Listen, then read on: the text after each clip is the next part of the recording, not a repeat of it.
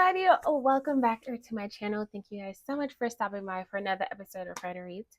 Okay, we're going to talk about all the books I read this week and or plan on reading this weekend.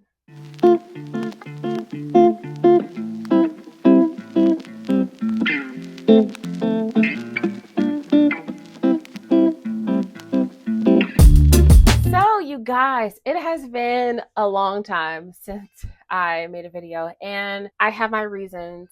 A little bit, well, a lot of it has to, okay, maybe, all right, 50-50 or maybe like 60-40, I would have to say, right? Maybe 70-30. Like a little bit has to do with me being lazy, and the other portion has a lot to do with like technical difficulties. Hang on, I'm looking for something. I have a lot of it has to deal with like technical difficulties because like I had so much photos on my iPhone, and so that syncs with the laptop, and so I had barely any storage on my laptop, enough for me to save the video so that I can edit the video and post the video.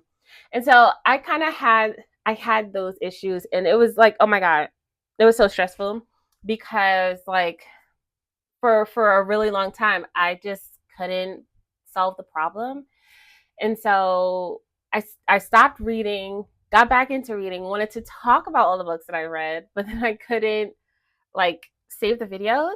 And like for the past couple of days, I have been like stressing. All right, it is that time of the month, which I'm realizing anytime that I want to like talk about a video or at least try to make a video, it's around that time of the month. And so I'm like really stressing. Um, so I had to call the big dogs, you know. My husband had to like come in and swoop in and get a lot of the videos and pictures that I took and put them onto like a hub drive type thing. And so it wasn't able to transfer all of the videos and photos, but at least I chopped it down enough for me to have enough space for me to like at least make this video, hopefully, fingers crossed. And so yeah, when he comes back home today, we're gonna try and like send the rest of the stuff, which is so crazy because I don't understand how this works, because I'm paying every month for iCloud space, and that's like 2 TB, terabytes, whatever you call it, and I only have like a small fraction, right, of is occupying only a small fraction of that space. So I don't understand how it's not going to the cloud. Like I don't understand. So I'm like, do I need to like just buy like drives and then just send my stuff there as opposed to paying monthly for a cloud thing, a cloud subscription?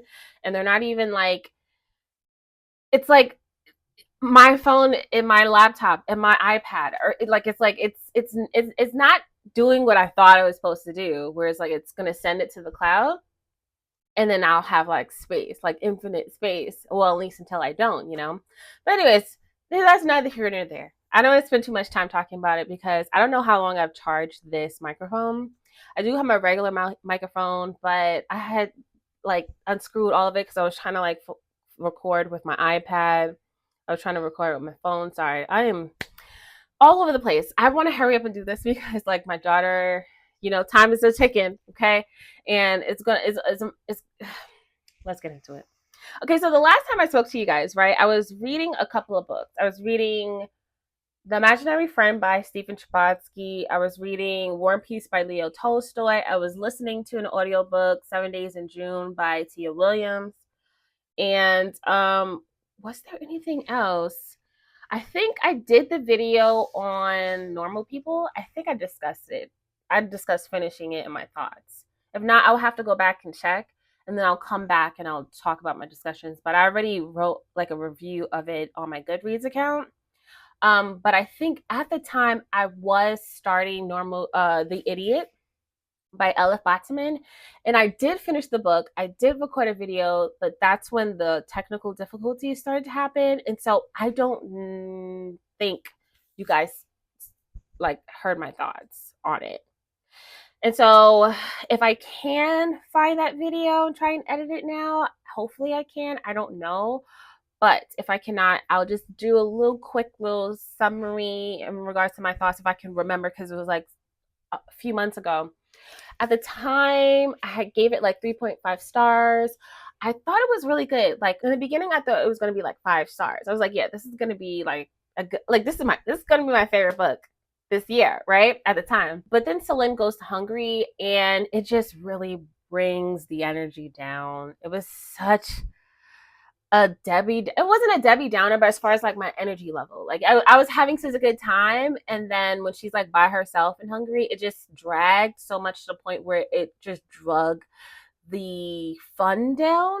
So I don't want to say it was a Debbie Downer, but it definitely pulled the fun levels down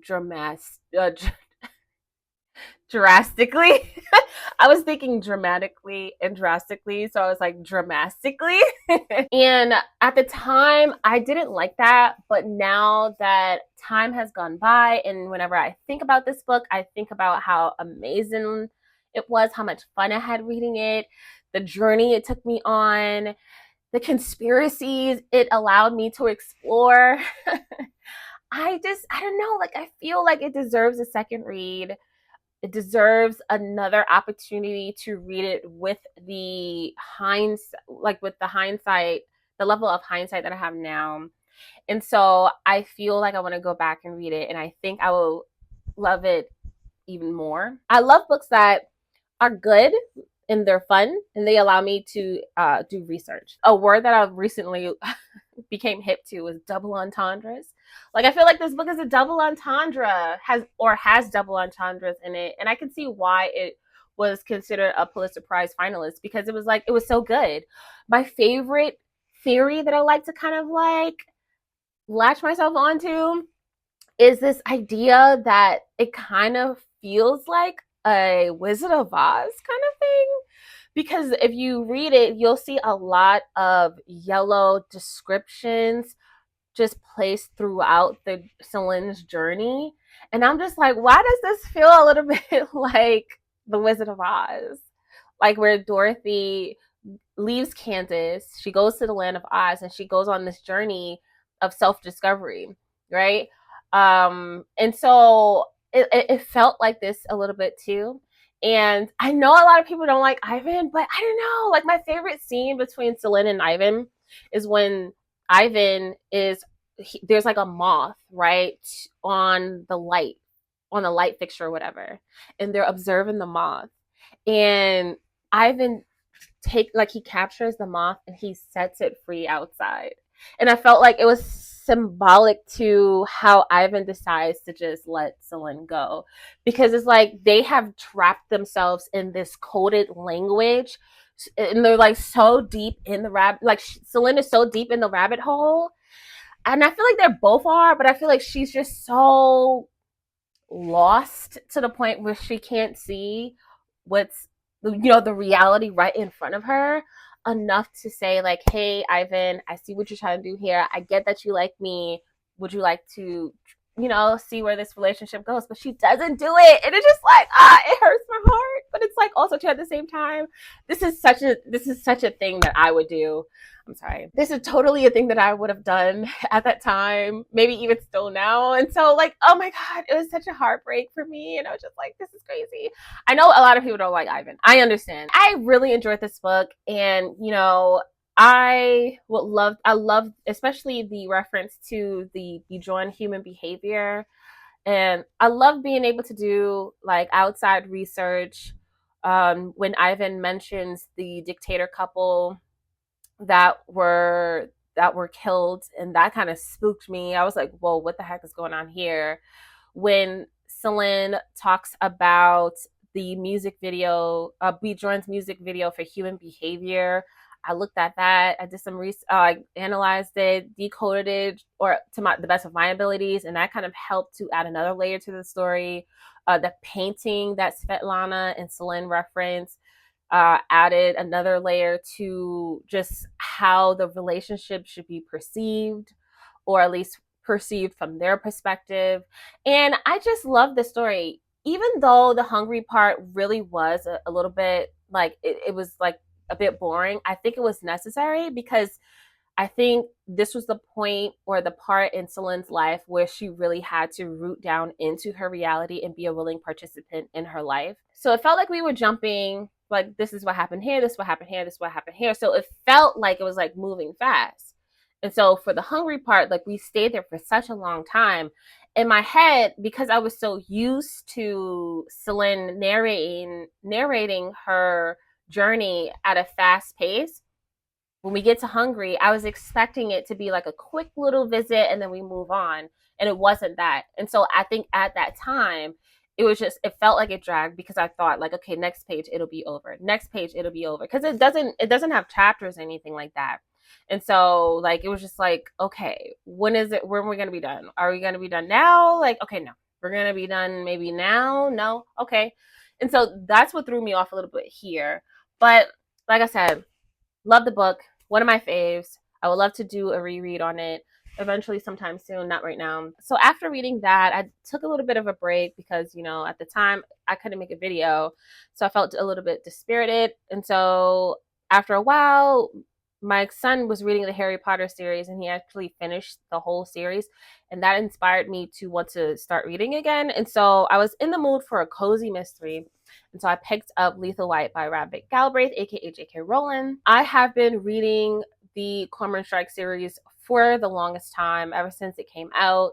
I've talked about the books, at least the first 2 or maybe 3 books on my other channel that I had before. And so I was really excited I'm actually excited to finish it. I think that there's like one more that's coming out, and then I think it's going to be done. I don't know. I'm not really in the internet streets like that, so don't quote me on it. There's like 3 more that I have to catch up on, and then there's another one that's going to be coming out pretty when it comes out. But Lethal White is the 4th book in the Cormoran Strike series. It's a detective mystery series, and it follows this guy named Cormoran Strike and his now partner, Robin Ellicott. In this book, he is approached by a young man named Billy, who remembers witnessing a little girl being murdered and then buried. And so he wants Cormoran Strike to help him. And so Cormoran decides to help him because he in some way, shape, or form believes that this could be a possible there could be truths to the situation. Around the same time, he is also hired by a man named Chisel. And Chisel believes that his co-workers or his colleagues are trying to dig up dirt, trying to blackmail him. And so he hires Robin to pose as his his goddaughter. And she is to work in his office with his daughter.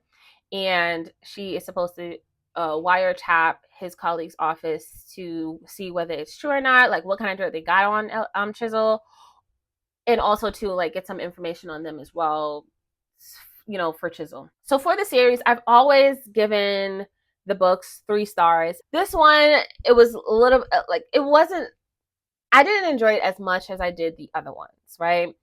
My favorite will always be the Silkworm, followed by the Cuckoo's Calling, then the Career of Evil. They're really, really close together, right? They're really, really close together. This one is below, and there's like a gap there.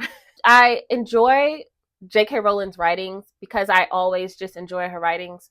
She has an amazing way of allowing me to feel a part of the story, not in the sense of like I'm a character, but like it just feels realistic, right? The characters feel realistic, and I love that about her writing. It doesn't really take, like, oftentimes, like if I'm reading books and they get really descriptive, I'm like, I don't know what you're talking about, but I'm following for the plot.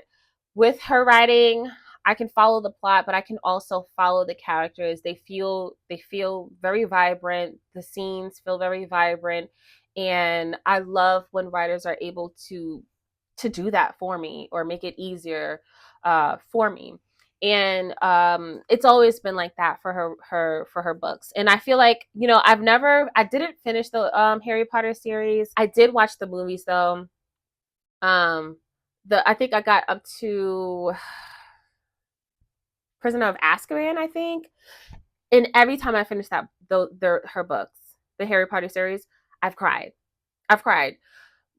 I remember saying to myself, like, well, it's because I've seen the movie. So maybe that's probably what adds to the visuals because I've seen the movie and so I know what they look like and I have a reference to use when I'm reading her books. But when I read the No Casual Vacancy, I was like, nah, she's just a good writer. It is what it is. She's just a good writer. And so I've always felt comfortable in starting her books and knowing that I'm going to finish them. This one took a while. I started it a year, maybe a few years ago. I got to page 200 and then I stopped. Then I decided to pick it back up and I just couldn't put it back down, even though like the characters annoyed me so much. They annoy me to the point where I was just like, well, what's the freaking point in hiring Cormoran? Because it's like you want him to help you. You want him to investigate these situations, but nobody wants to offer any good information because everybody's on the hush hush. I hated that so freaking much. Like they weren't even allowed to progress unless they were doing some like kind of like behind the scenes backdoor kind of like sneaking around literally digging up dirt on their own to find some sort of lead because everybody didn't want to say nothing, but everybody expected them to do something. Like it was just so frustrating because it was like, I'm like, what's the point of even doing these interviews? Like, what's the point of even accepting an interview from Cormoran if y'all wasn't gonna say nothing? Like, this was so annoying. And thank goodness for Robin because like she really had to carry this book because she had to like take pictures and sneak around and all that stuff like that. And it was just like, oh my gosh. And I don't know, like that whole thing, like that just really just got me so heated. But I wanted to finish it because I was like, yo, what really is going on? Like, what's happening? Like, why is everybody so quiet? Like what's really going on? And so, yeah. Also, too, in this book, we do put a lens on Robin's personal life because it was like, and it was like, thank God, finally, freaking finally, because like I felt like Robin thought that she was going to just skate by for 3.5 books. And it was just like, finally, we get to like put the spotlight on her and force her to figure out like, hey, we got to ask these hard questions here. What do you like? Do you really think that this relationship between you and Matthew is gonna withhold, right? Is this the relationship you want? Is this the life you want for yourself? Like, if you plan on making this your career and this is what you want to do you think you will be able to manage that with the mental state that you have right now?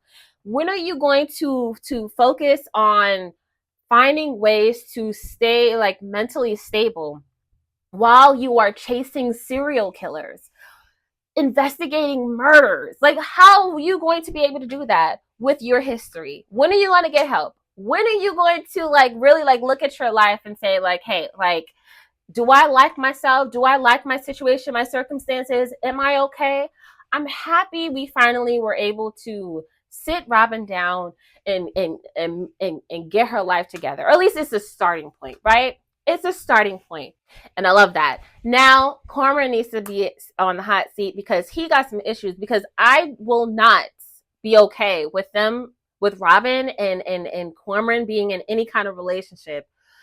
Because at the end of the day, he got some issues, given his past and given his previous relationship where she done a number on him. I don't think he is a good lover. Like, he's not a good partner. He wouldn't be a good partner. So if you, J.K. Rowling, are trying to build me up, right? Trying to condition me to be okay and to accept this relationship that you're trying to build up between Cormoran and Robin, he needs to get himself fixed too because he got some issues and I don't see him. I don't see him as a potential partner for Robin. It's just not. Like, I get that they care about each other and I like that relationship, but they don't have to be together. They don't. And if they do, then he needs work. He needs help. Anyways, moving on. All right, so after that, I ended up picking up Children of Time by Adrian Tchaikovsky. Like, I really want to be the kind of person that can read a science fiction book and I have like a like I can enjoy it. I have a high interest level in the genre, but I want to be able to understand it to enjoy it and to like just continue, because there's so many interesting topics that science fiction explores. I would love to be able to tap into this genre and continue to read it and stuff like that. I've had this book for a while, and I was saying to myself, okay, well, I'll get started on it because I've heard so many great things about it. And so I got to page 290. I put it down, and I just never picked it up again. And that's just more so because it's interesting to me, but it's not entertaining enough for me to like want to like finish it at the moment. Anyway, so far what I get from this book is we follow two, maybe three. In the beginning, we follow the perspective of Dr. Kern. Her and her colleagues, they have this plan to bring a barrel of monkeys and a virus onto this planet that they were terraforming. And they want to conduct an experiment where the virus latches onto the monkeys and it speeds the evolution process of the monkeys. And they are able to monitor it and see, you know, how things kind of like play out for them.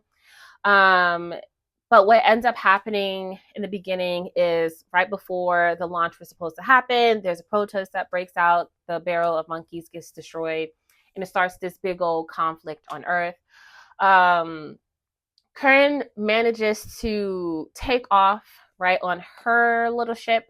The virus survives, but then it latches onto spiders on that world. And so Kern merges with this AI computer, and from there she's able to monitor the speedily the fast evolution of the spiders. And we see from this the perspective of Portia and her generations how this virus is able to work with the spiders and how the spiders are able to quickly build understanding. That's what they call it when they're able to figure things out. They're able to create an understanding, and then that understanding gets passed down to their next generation, and so on and so forth, and so on and so on and so forth. At the part where I'm at right now, they have been able to create their own science, their own concept of religion, and they have like their own like spider society. At the same time, we follow this perspective of a classicist named Holston Mason. He's on the ship called the Gilgamesh with a bunch of other people that were able to escape Earth before it was destroyed. And they're traveling through space to try to find their own inhabitable planet where they can live and thrive. While he's on the ship, he's in his sleeper cell, but then they wake him up, they throw him back in there, they wake him up, they throw him back in there. That perspective is okay, but it's not, like I said, it's not entertaining. And right now I just want things that can be, two things can exist. You know what I'm saying? Like, I feel like if it's interesting, it really needs to be interesting. But at this point in my life right now, I need something that's not only just interesting, but entertaining. You know what I'm saying? And so I don't know. I put the book down and I was just like, you know, I can pick it back up another time. Like, it's not a big deal. And so I am interested to see how things work out, because I do think that we are building up eventually to have the humans on the Gilgamesh come into contact with the spiders. Maybe there's going to be a big war. I don't know. But yeah, it's okay. It's all right. So after that, I ended up picking book 2 up from the Expanse series. This is called Caliban's War by James S.A. Corey. I picked this up because at the time I was watching the Expanse series on Amazon Prime. I finished season 1, and then I wanted to watch season 2, but I couldn't because I didn't read the book yet. And so I decided to order the book, started reading it, could not put it down, finished it so fast. Like, I felt like I flew through this book. And it's a chunky book, but I felt like I was flying. Okay, so if you know book 1, I think it's called Leviathan Wakes, you are introduced to a man named James Holden. He eventually builds his own crew after his crew, like the ship that he was working with, it was destroyed. So he eventually built his own crew from the survivors of that ship that was destroyed, right? Because they were supposed to investigate like some sort of call from somewhere nearby, and they find out that this call has something to do with an investigation that Detective Miller is hired to investigate. And we find out from that situation, from that perspective, from Detective Miller's perspective, that this young lady named Julie, I think her name is, she was involved in discovering this substance that was secretly being harvested for nefarious purposes. And the substance ends up going onto this planet Eros, which ends up turning people into vomiting zombies. And that planet gets destroyed.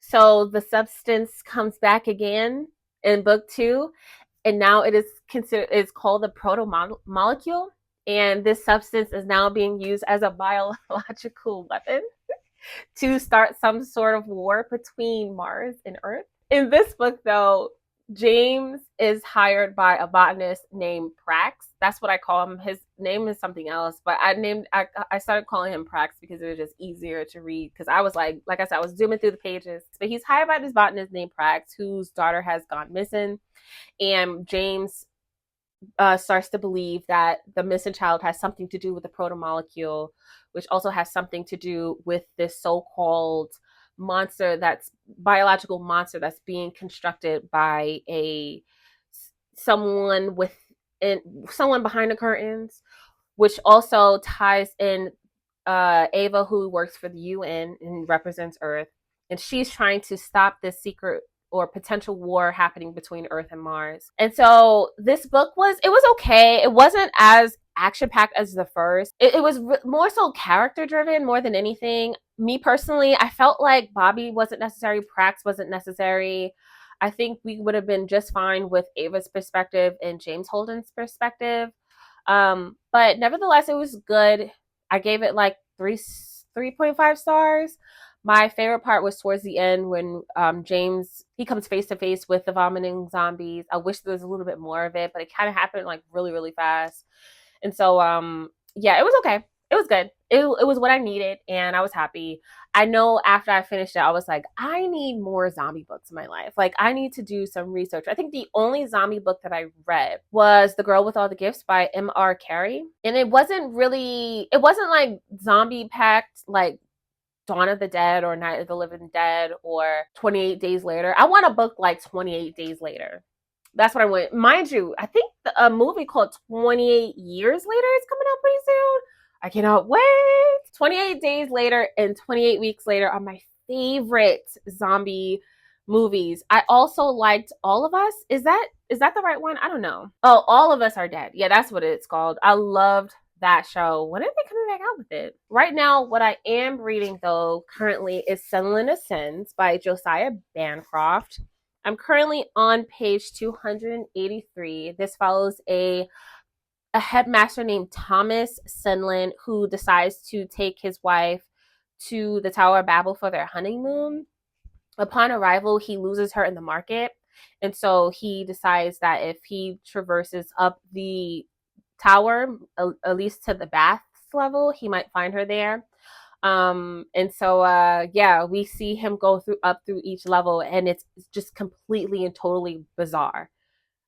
Absolutely bizarre. Like, it's like how much can an innocent person take before they're stripped away of their innocence, of their naivety, and they just become they go to the dark side. And it's like, I just feel like that's what it feels like. The stuff that he's going through, the stuff that they're putting him through, it's just like, oh my gosh, like I wouldn't be surprised, by the fourth, because this is the first book in the series. I don't know what the series is called. Let me see. The Books of Babel series.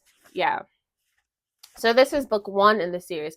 I wouldn't be surprised if he turns out to, like, he ends up being a bad guy, or he ends up becoming a hod, which is considered like a slave or something like that. But it's like he's going through so much, and it's like, oh my god, it's so cringy in a sense that it makes me cringe, but it also makes me feel like completely sorry for him, because it's like the idea that he had of the Tower of Babel is like completely demolishing.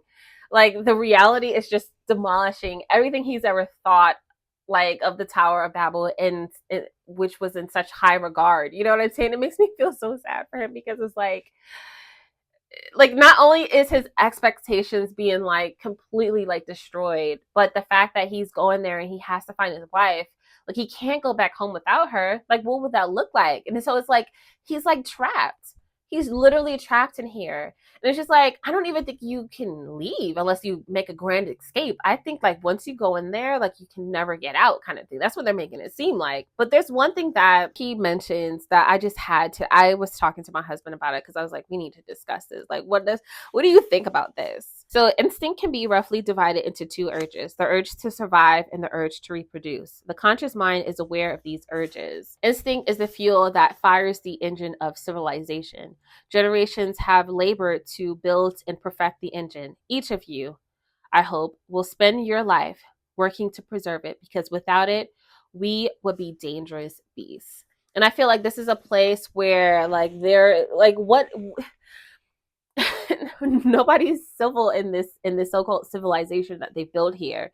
And it's such a contained, enclosed place. People who write about the Tower of Babel, they've never been through this on they've never gone into it. So everything that is publicized is like the narrative is creating this illusion really of this grand, high moral, exquisite illusion of the Tower of Babel, but inside of it is there's like it's debauchery, it's disgusting. The level of humanity is pretty low in this tower. And it's just like, how does someone as innocent, right, as Thomas Senlin, how is he going to be able to survive, right? Can he? And I think, you can. I think you can. Absolutely. We have society, but we are alone. We have light, but we have no sun. The tower sucks our lives and gives us only a little diversion and a little death. Do not accept a little death. Demand a great, booming demise. I drank and danced and soaked myself silly, but I was never free. I was only distracted. I now appear to be what I have been for years, a slave. Anyways, around this at the same time, I'm also listening to Curvy Girl Summer by Danielle Allen, I think. Let me check really quickly. I want to make sure. My cousin, she decided she wanted a little spice in her life, and she didn't want to do it alone because she's a coward. So she needed she needed a few other people to do it with her. So Curvy Girl Summer by Danielle Allen. And so I was like, I don't mind. I don't mind like a little spice in my life either. And so I'm up to chapter 7. It's all right. So far it's about a lady named Aaliyah. She's about to turn 30. Her family is kicking her back in because like she's fat and she's single. And so she decides that, hey, in order to get them off my back, I'm going to show up for my 30th birthday with a boyfriend. And once they see that I have a boyfriend, they'll be like, oh, wow, like, great. Like, your life is perfectly fine, which I think is so crazy. It's so crazy. Like, it's like the problem is literally because you're fat and you don't have a man. The chef's kiss. Beautiful. Excellent. It's like, there's so much, like, literally, people are dying. And the issue of all issues is because she's single. But anyways, so yeah, it's okay. Like, I feel like I'm not really a big fan of Aaliyah, but I'm doing it for the group. So I'm here for the entertainment. I'm here to discuss what the book is about and all that stuff like that. I don't really have too much of like a deep feeling on the book other than like it's okay. And yeah, there's that. What I am interested in reading, I think once I finish Senlin Ascent, I think I'm going to tone it down a little bit. We're gonna slow it down for the mind a little bit. And I wanted to read Real by Kennedy Ryan. And this kind of has like an old Hollywood kind of like feel to it. It has Broadway actress, Hollywood. That's my thing. I went to school for theater. And so I'm really interested in reading this. And so I think that's what I'm going to do. I did order a book called The Grace of Kings by Leo Ken, I think. And that's supposed to be coming in a few weeks. And so I think after I finish that, I'm going to read that. I kind of have an idea of what I want to do. And so hopefully like I can stick with that. I have also too, I don't have my iPad with me, but I've been buying, like I have a routine now where I wake up in the morning and I go on Apple Books and I look for books for like that's on sale. I love doing it. I found so many cool books that I've been interested in reading. And so I've been like having that. And then also too, like as far as like Audible books, I think I want to pick up Christina Frost's other books in the Green Sister series. Because I just like her. Like I feel like for me, as far as like romance and like levels of spice, I feel like I'm just the type of person who just likes modesty. And maybe it's because I'm not reading the right spice book. I don't know. Who knows? I might be converted back into like wanting spice, I guess, in my books. But I really just don't care enough. Like the spiciest I've ever gotten was reading a Jasmine Guillory book, and I thought that was good enough for me. I'm reading Curvy Girl Summer. I'm just like, this is what we're talking about here. I don't even know. Like, I don't know. Like, I want my spice to be poetic. You know what I'm saying? Like, I don't want it to be like, bam, like it's in your face, like the D word is right there, and all. I'm like, okay, I need to clutch my pearls and like tie my robe a little bit because it's like, you know, I like it to be like really cute and like, you know, like a beautiful description. So I don't know. So, anyways, and then it's so funny because like my cousin finished reading it, and so I'm just like, oh my god, like you're like literally the worst person to do a buddy read because it's like, how do you finish the book? And I'm on chapter 7. Like she spent the entire night reading it, and so she's done. And my aunt, like she's like on chapter 1, so it's just it's a shit show. And so I'm just like, I'm gonna read it. Hopefully, I like it, you know, and then we're gonna move on. So I told them, like, I think I'm supposed to pick the next book. What the freak? What the heck was that? So I'm supposed to pick the next book. What did I just do? And anyways, so I'm supposed to pick the next book, and I don't even know. Like, I don't want to disappoint them. You know what I'm saying? But I don't even know. So who knows? I gotta figure it out. I gotta do some research or whatever. But yeah. Anyways, I'm gonna go now. Oh my gosh, hopefully you guys, fingers crossed that I can like edit this and get this out there in the world. Life is looking good. Oh yeah, I forgot to mention. Okay, before I go. So there's some things that I've bought as well. So I bought this little clip that you can add onto the iPad when I'm reading, so that I don't have to turn the page. Like, you know, I don't have to swipe it or whatever the case may be. So I got these little clicker thingy, this page turner, electric page turner. I tried it. It was really cool. And also too, I'm going through a phase where I love these kinds of like bookmarks, these chain bookmarks. This one isn't my fave because I want the chain and it's not a chain. And plus this is like really big and I kind of want it to be smaller. But this is what it looks like. It's so cute. I love it. But these are my favorite ones because this is exactly what I'm looking for. So something like really simple and then like a chain. The little tassel on the end. This one is cute as well. I think I'm going to use this for my next read. A little bee. Then on the thing we have a label that says believe. So it is really cute. And then this one, I'm using this one for the book, which was really, really interesting because Thomas, he really wants to be like a bird. And so we have a little bird there. Did not do that on purpose. And so it has this little blue little tassel at the end. So anyways, okay, yeah, I'm going to go because I don't want this video to be too long. So thank you guys so much for tuning in. I hope you guys were able to enjoy yourselves. Hope you guys have a great day, afternoon, evening, night, morning, whenever, wherever you're watching in the world. Until next time.